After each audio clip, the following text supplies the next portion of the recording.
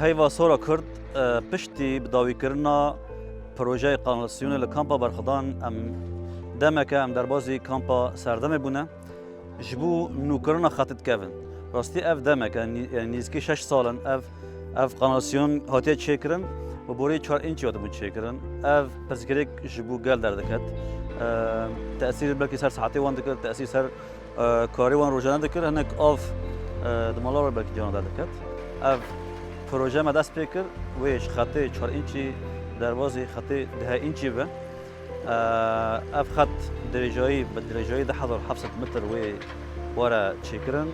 4000 انسان و فایده سورجی بگیرن